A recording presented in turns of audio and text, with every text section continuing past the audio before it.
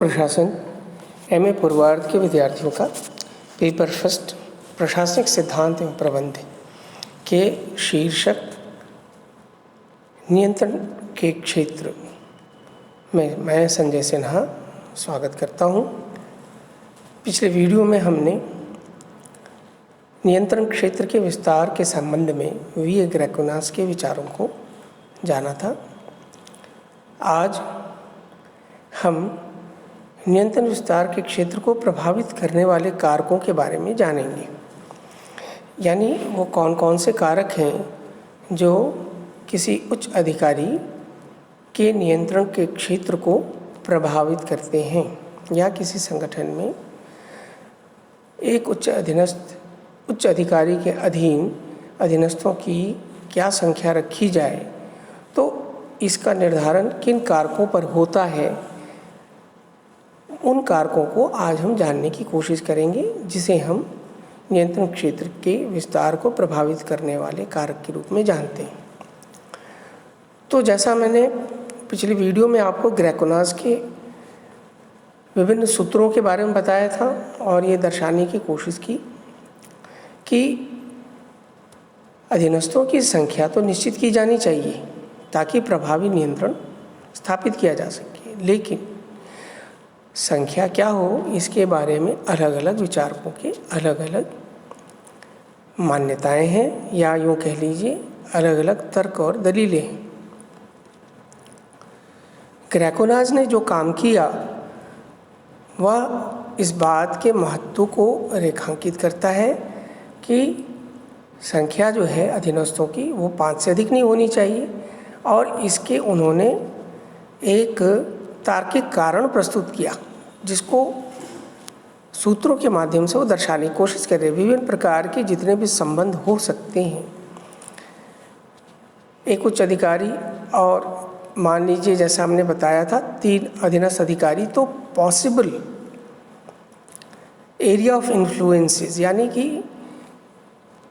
2 व्यक्तियों के मध्य जो संबंध होंगे उनको प्रभावित करने वाले तीसरे और जो चौथे व्यक्ति हैं उनके संबंधों का क्या प्रभाव पड़ेगा, यानी पारस्परिक संबंधों का क्या प्रभाव पड़ेगा, इसका उन्होंने एक गणितीय सूत्र दिया। तो उनकी जो मान्यता थी मूलतः यह थी कि जब भी कोई 2 व्यक्ति होता है, केवल 2 व्यक्ति होते हैं, तो फिर जो संबंधों की संख्या है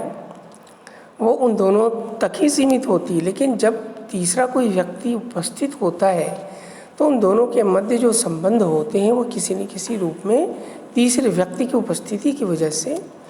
प्रभावित होने लगते हैं। तो ये एक बेसिक कॉन्सेप्ट था कि जैसे जैसे अधीनस्थों की संख्या बढ़ती है तो ध्यान का क्षेत्र बढ़ता चला जाता है, क्योंकि जो पहले 2 व्यक्तियों के मध्य संबंध था वह अब तीसरे व्यक्ति या चौथे व्यक्ति या 5वें व्यक्ति के उनके जो पारस्परिक संबंध है उनका असर भी पहले और दूसरे व्यक्ति के मध्य पड़ता है। तो इस जो मूलभूत अवधारणा है उस अवधारणा को ध्यान में रखकर उन्होंने संभाव्य संबंधों का आकलन किया और 3 प्रकार के प्रमुख संबंध बताए थे उच्च अधिकारी और अधीनस्थ अधिकारियों के मध्य। पहला जैसे मैंने बताया था एकल संबंध है, दूसरा जो था वह प्रत्यक्ष संबंध था, और तीसरा जो था प्रत्यक्ष समूह संबंध, और तीसरा जो था वह आड़े तिरछे संबंध थे। तो ये ग्रेकोनास के द्वारा जो उनकी प्रिजम्पशन थी, उनकी जो मान्यता थी, उस आधार पे उन्होंने संबंधों को बताने की कोशिश की कि ध्यान का जो क्षेत्र है वह एक जटिल निर्धारण, इसका ध्यान के क्षेत्र का जो निर्धारण है वो एक जटिल कार्य है, इतना सरल नहीं है कि 5 अधीनस्थ हैं तो आप केवल 5 व्यक्तियों को ही नियंत्रित कर रहे हैं, बल्कि आपकी संबंधों की संख्या 100 हो जाती है, यानी आपको 100 रिलेशंस मेंटेन करने पड़ते हैं, तब जाकर आप अपने अधीनस्थ कर्मचारियों पर प्रभावी नियंत्रण रख सकते हैं। तो ये ग्रेकोनास ने इस तरह से जो नियंत्रण है उसकी प्रक्रिया को समझाने का प्रयास किया कि यह एक जटिल प्रक्रिया है। लेकिन उनके इस विचार की आलोचना हुई। हेमन कहते हैं कि ग्रेकोनास जो है उन्होंने कोई अनुभवयुक्त निरीक्षण पर आधारित अपनी बात नहीं कही, बल्कि ये एक मैथमेटिकल कैलकुलेशन है और ये वैज्ञानिक नहीं होकर उनकी मानसिक उपज है, यानी उनकी सोच। वास्तव में ऐसा होता भी है या नहीं, इस बात का उन्होंने परीक्षण नहीं किया, तो ये उनकी एक कल्पना है ना। कह सकते हैं कि उनके दिमाग की उपज, अनुभव में, वास्तव में प्रयोगों के द्वारा इसे आप सिद्ध नहीं कर सकते। लेकिन इससे इसका महत्व कम नहीं होता, क्योंकि कहीं ना कहीं ध्यान का बंटवारा तो होता ही है। दो व्यक्तियों के मध्य जो संबंध होते हैं, अगर कोई तीसरा उपस्थित हो तो ध्यान का बंटवारा होता है, और जो है एरिया ऑफ इन्फ्लुएंस, यानी कि दूसरे व्यक्ति पर तीसरे व्यक्ति के जो उनके परस्पर संबंध है उसका असर आता है। तो ये बात ग्रेकोनास ने बताई थी। अब हम आज इस वीडियो में चर्चा करेंगे कि वो कौन से कारक हैं जो ध्यान के क्षेत्र को प्रभावित करते हैं। तो जैसा आप देख सकते हैं कि नियंत्रण का जो क्षेत्र है वो कई कारणों से प्रभावित होता है। उसमें पहला है कार्य, यानी कि संगठन में किस प्रकार के कार्य किए जाते हैं, उच्च और अधीनस्थ अधिकारियों के द्वारा किस प्रकार के कार्य संपादित किए जा रहे हैं, यानी संगठन का कार्य और पदाधिकारियों के कार्य दोनों ही महत्वपूर्ण हैं। व्यक्तित्व तो बड़ा महत्वपूर्ण होता है, यानी उच्च अधिकारी का और अधीनस्थ अधिकारी दोनों का व्यक्तित्व बड़ा महत्वपूर्ण है। इसी तरह समय, संगठन की क्या आयु है, ये भी एक फैक्टर है। उसके अलावा सत्ता का प्रत्यायोजन, नियंत्रण की विधि,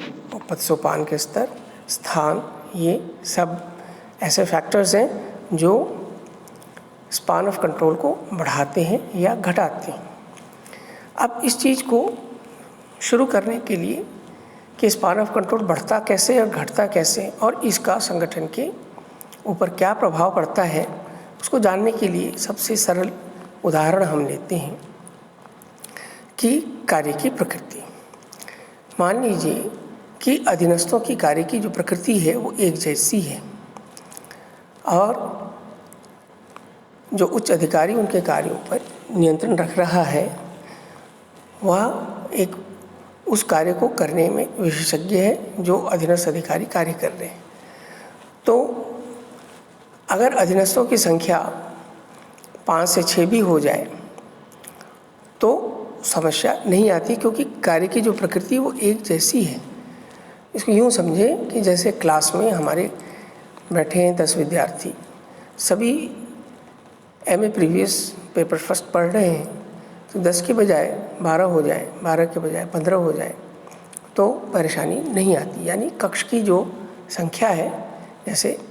20 बच्चे हों, 25 हों, 30 हों, 40 हों, समस्या नहीं आती। लेकिन अगर ये संख्या बढ़ जाए, 100 हो जाए, 200 हो जाए, तो निश्चित रूप में एक व्यवस्था की समस्या पैदा हो जाएगी। हो सकता है हमारी आवाज़ वहाँ तक नहीं पहुँची, लेकिन कार्य की प्रकृति एक जैसी है। मुझे 50 बच्चों के लिए भी वही बात पढ़ानी है जो 60 बच्चों के लिए पढ़ानी है, तो संख्या बढ़ाने में यहाँ पर समस्या नहीं आएगी। कहने का अर्थ ये हुआ कि अधीनस्थों द्वारा यदि कार्य जो संपादित किए जा रहे हैं उनकी प्रकृति एक जैसी है, तो संख्या बढ़ाने में, यानी नियंत्रण क्षेत्र का विस्तार बढ़ भी जाए तो समस्या नहीं आती। लेकिन मान लीजिए कि एक क्लास में बच्चों की संख्या 10 है और प्रत्येक जो विद्यार्थी है वो अलग अलग वर्ग का है। जैसे 3 विद्यार्थी फर्स्ट ईयर के स्टूडेंट के हैं, अगले